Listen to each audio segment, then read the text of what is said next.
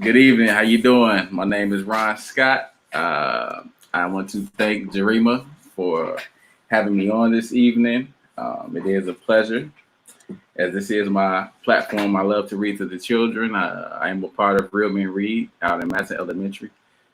Before the pandemic, I was reading every first Thursday of the month to the children at Madison Elementary. So this is definitely an honor and a privilege. Thank you. The first book that I'll be reading today is called I Am Enough. Let's see if you can see that. There you go. And it's by Grace Byers. Like the sun, I'm here to shine. I Am Enough is an essential book for everyone, an inspiring lyrical ode to loving who you are, respecting others, and being kind to one another. From actor and activist Grace Byers and talented newcomer Katara A. Bobo. Right. This book is for her 8-year-old daughter, Grace, for God, Mama Cheryl, Faith, Alyssa, and Trey, my greatest loves. And for you, the beautiful soul reading, I guess, to be listening, may you never forget how enough your enough truly is. Also, to my niece, Zahara, who always sees herself in the characters I create. To Patricia, Thelma, and Cora for being anchors and matriarchs and loving me unconditionally. All right, let's dive in. Like the sun, I'm here to shine.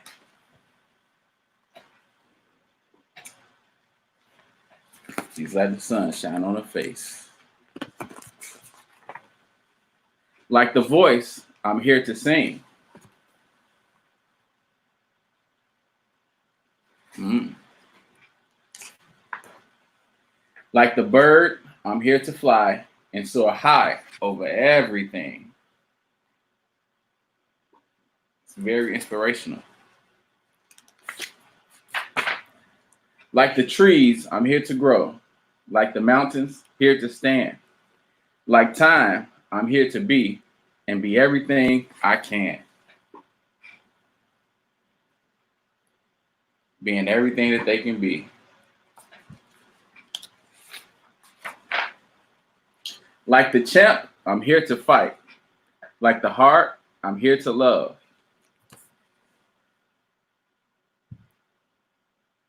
Mm. Like a ladder, here to climb, and like the air, to rise above. Mm. Like the wind, I'm here to push. Like a rope, I'm here to pull. Like the rain, I'm here to pour and drip and fall until I'm full.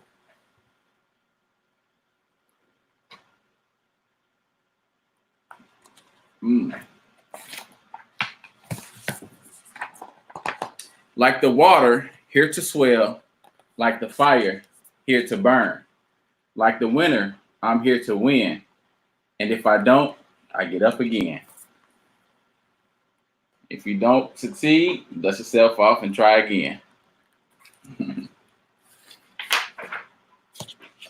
I know that I may sometimes cry, but even then, I'm here to try.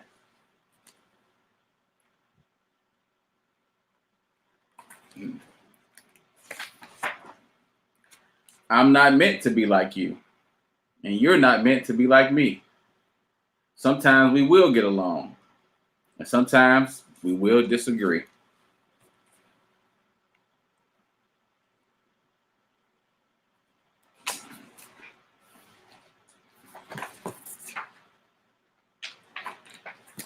I know that we don't look the same.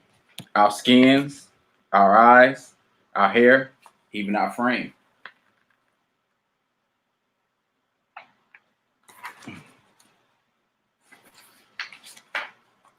But that does not dictate our worth.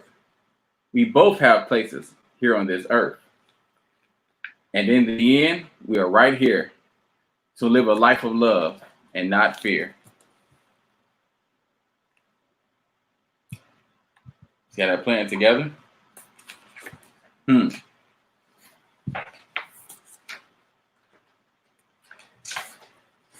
To help each other when it's tough. To say together. What do you think they're going to say together? To help each other when it's tough.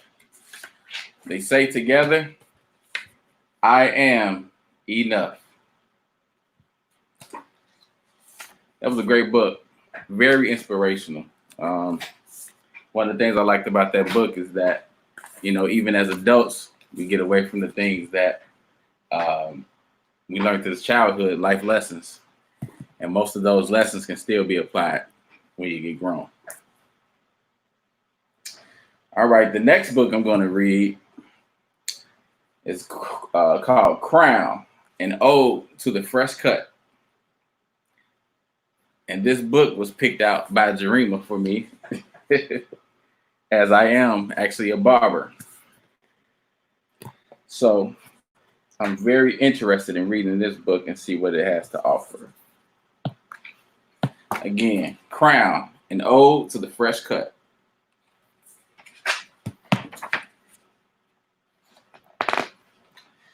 This book was written by Derek Barnes and illustrated by Gordon C. James. All right. When it's your turn to sit in a chair, you stand at attention and forget about who you were when you walked through that door. That's him walking into the barbershop.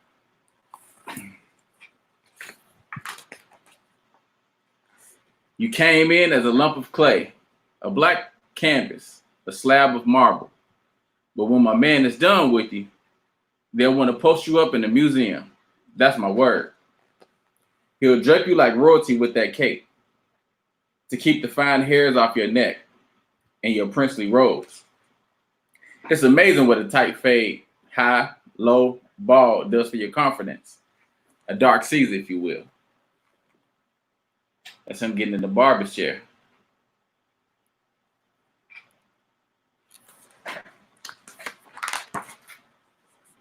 Who knows? You might just smash that geography exam tomorrow and rearrange the entire principal's honor roll. A fresh cut does something to your brain, right? It hooks up your intellectual.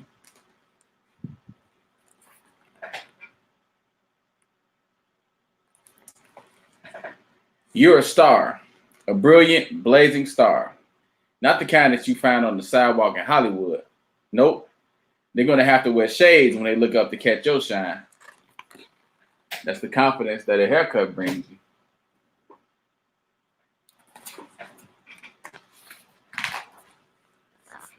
He'll lean you back in a chair, dab that cool shaving cream on your forehead, and then craft a flawless line with that razor. Slow, steady, surgical. It frames your swagger. The cute girl in the class across the way won't be able to keep her pretty eyes off of you.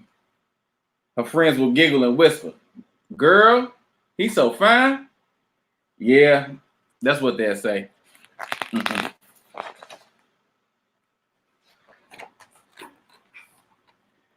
Who was that whispering?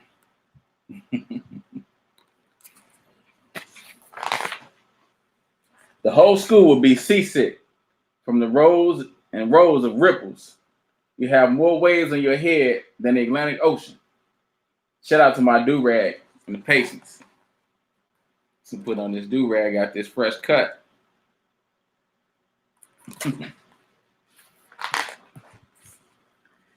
There's a dude to the left of you with a faux hawk, deep part, skin fade. He looks presidential.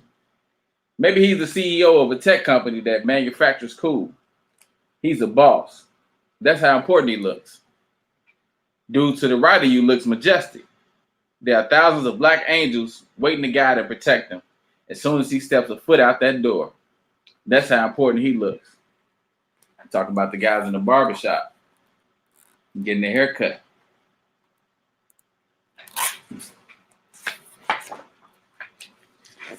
There's a dude standing in the mirror that can't get over the masterful designs crafted on the side of his dome. Everywhere he goes, people will ask for his autograph. Yeah, he really looks that fresh. He looks like he owns a few acres of land on Saturn. Maybe there's a river named after him on Mars. He looks that important. Check that out. See that design.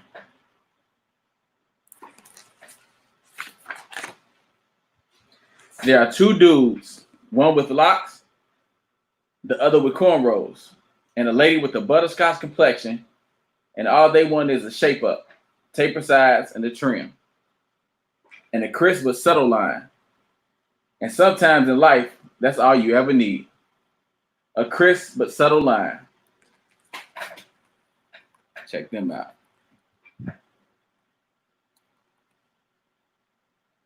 Kind of look like me. When your barber is done, you'll feel like $1 million and some change. When his fingertips hit you with that apple green alcohol or that witch hazel, it'll sting, but not like a scorpion or a hornet, more like an electric stamp of approval. And when you see that cut for yourself in that handheld mirror, you'll smile, a really big smile. That's the you that you love the most. That's the you that wins everything. That's the gold medal you. Checking itself out at this fresh cut.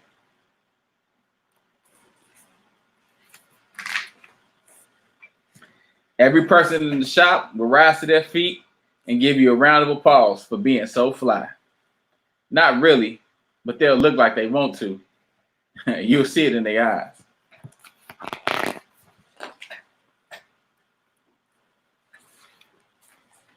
Check it out. Getting this standing ovation.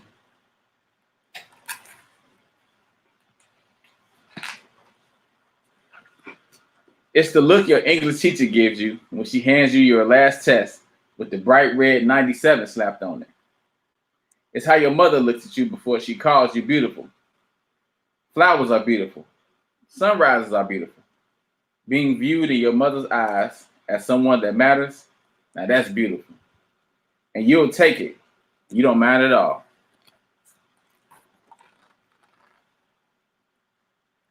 Mother and son love right there.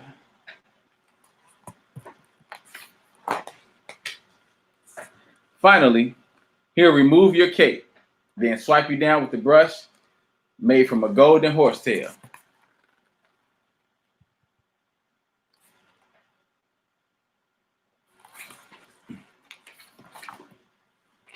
You'll put the money in his hand without expecting. You'll put the money in his hand without even expecting change back.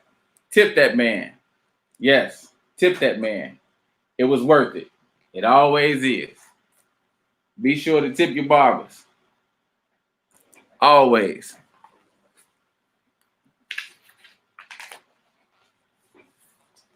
You know why? Because you'll leave out of the shop every single time feeling the exact same way. Magnificent, flawless, like royalty. Saying, hello world, it's me. All right.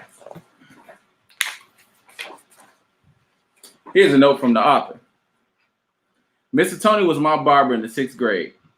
To get to his chair, I rode the Prospect southbound Metro bus to 63rd Street every Thursday. The day of the week, my mother would leave $8 on the kitchen table so that I could go get my hair cut. Walking out of that shop, I never felt like the same kid that went in. I couldn't wait for Friday morning so that Carmela Swift, my girlfriend, could see how perfect my box was shaped up. I knew she'd bug out about the 2 parts on the right side of my head, which in my mind made me look like Big Daddy Kane. There was no way she'd resist my ruler straight hairline, a precise frame for my smiling, brown 11-year-old face. That fresh cut made me more handsome. It made you smarter, more visible, and more aware of every great thing that could happen in your world. With this offering, I wanted to capture that moment when black and brown boys all over America visit the shop and hop out of that chair filled with the higher self-esteem, with self-pride, with confidence, and an overall elevated view of who they are. The fresh cuts. That's where it all begins. It's how we develop swagger and when we begin to care about how we present ourselves to the world. It's also the time when most of us become privy to the conversations and company of hardworking Black men from all walks of life.